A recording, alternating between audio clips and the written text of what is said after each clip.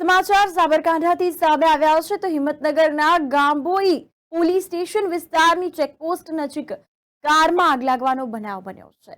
દ્રશ્યમાં આપ જોઈ રહ્યા છો કે કારમાં અચાનક આગ લાગી છે। શામળાજી તરફથી અમદાવાદ જતી કારમાં અચાનક આગ લાગવાનો બનાવ સામે આવ્યો છે। સમય સૂચકતાથી કાર ચાલક બહાર નીકળી જતા તેનો બચાવ થયો છે। તો નેશનલ હાઈવે 8 પર કારમાં અચાનક આગ લાગી હતી। આ દરમિયાન ટ્રાફિક જામના દ્રશ્યો પણ જોવા મળ્યા હતા। તો મોડાસા પાલિકાની ફાયર વિભાગે પાણીનો મારો ચલાવીને આગને કાબૂમાં લેવાના પ્રયાસ હાથ ધર્યા હતા।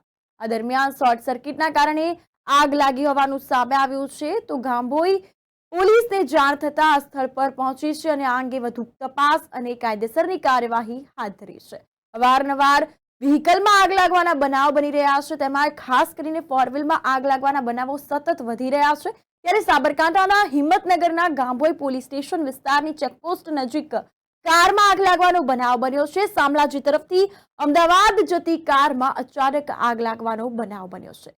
આ દરમિયાન જો વાત કરીએ તો સમય સૂચકતાથી કાર ચાલક બહાર નીકળી જતા તેનો બચાવ થયો છે। કોઈ જાનહાનિના સમાચાર સામે નથી આવ્યા। નેશનલ હાઈવે 8 પર કારમાં આગ લાગતા ટ્રાફિક જામ સર્જાયો હતો। આસપાસના તમામ લોકો ઘટના સ્થળે એકઠા થયા હતા। તો મોડાસા પાલિકાને જાણ કરવામાં આવી। મોડાસા પાલિકાની ફાયર વિભાગે પાણીનો મારો ચલાવીને આગ બુઝાવી છે।